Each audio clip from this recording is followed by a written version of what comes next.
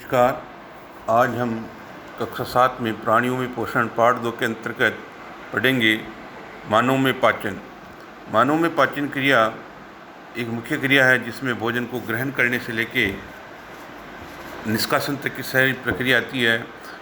इसमें मैंने बताया था कि मुंह से लेकर के मल द्वार तक एक बहुत लंबी नली होती है जिसके अनेक भाग होते हैं।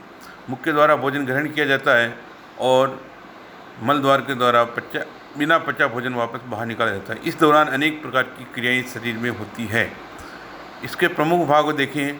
सबसे पहले मुख गुहिका, दूसरा ग्रास नली या ग्रसिका, तीसरा आमाशय, चौथा शुद्रांत छोटी आंत, उसके बाद वृहदांत बड़ी आंत और अंत में मलाशय और अंत में मल द्वार। तो ये हमारे प्रमुख भाग है जिनका चित्र यहाँ पर दिखाया गया है। इसमें हम देख सकते हैं कि मुख के द्वारा भोजन ग्रहण किया जाता है और उसके बाद में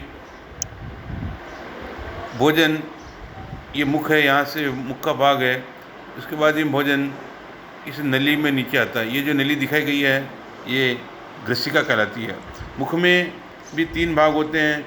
एक तो होते हैं दांत जिनके द्वारा भोजन चबाने का कार्य होता है, दूसरा जीभ जिसके द्वारा भोजन को निगलने का कार्य होता है, तीसरा होती है लार ग्रंथियाँ जो भोजन को चिपचिपाया लार बनाती है। उसके बाद भोजन इस नली के द्वारा नीचे आता है।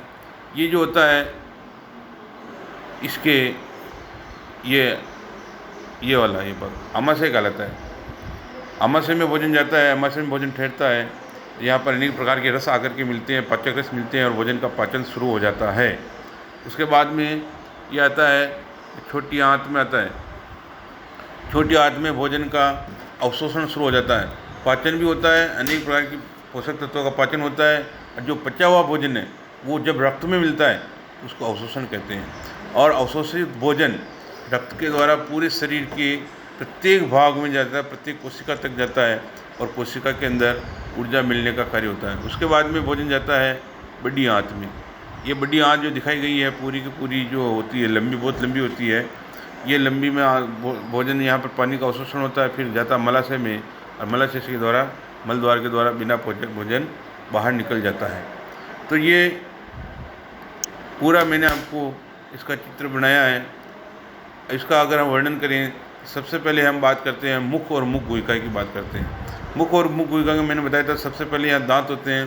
दांतों के बारे में हम देखें तो यहाँ पर हम देखते हैं 4 प्रकार के दांत यहाँ पर हमने बताए थे।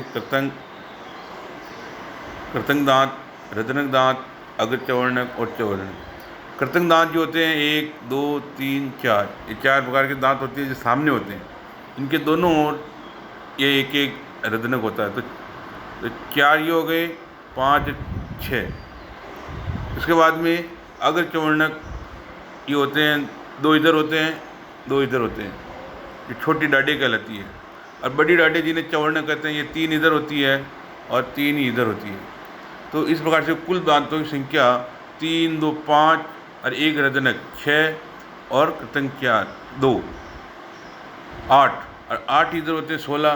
तो 8 इधर हो गए, 8 इधर 16। तो 16 हमारे नीचे वाले जबड़े में होते हैं, 16 ऊपर वाले जबड़े में। इस प्रकार से कुल दांतों की संख्या होती है 32। तो ये दांतों के कार्य अगर हम देखें तो यहाँ पर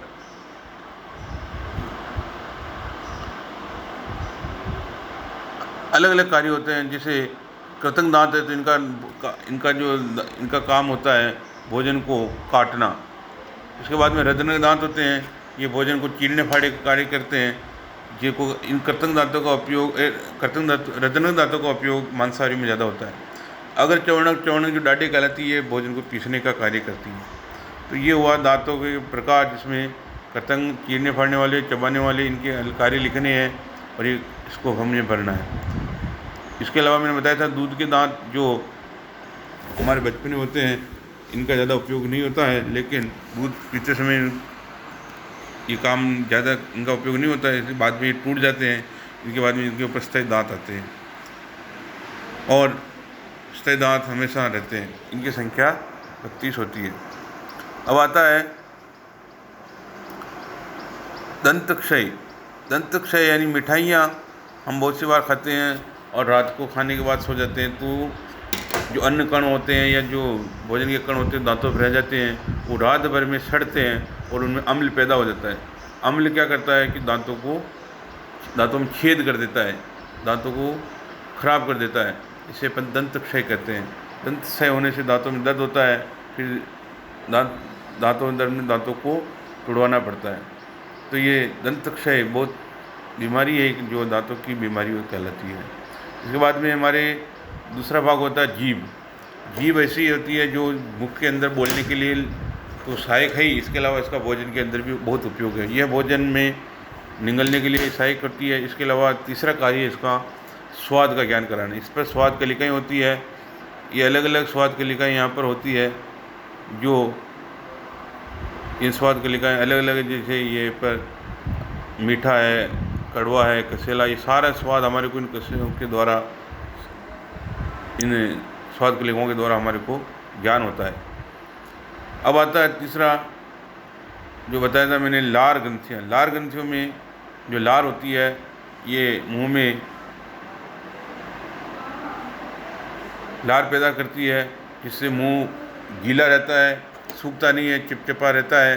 और जो भोजन हम करते हैं भोजन में लार मिल जाती है, जिससे भोजन चिपचिपा हो जाता है और निगलने में सहायता करता है।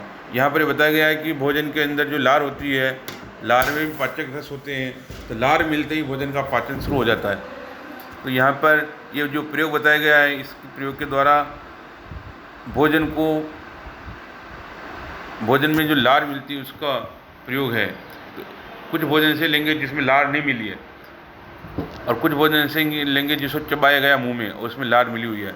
दोनों में हम आयोडीन मिलाकर के परीक्षण करते हैं, तो हम देखते हैं कि जिस भोजन में लार मिल गई है उसमें भोजन कार्बोहाइड्रेट जो होता है वो होता है। कार्बोहाइड्रेट का परीक्षण आयोडीन के द्वारा कर सकते हैं।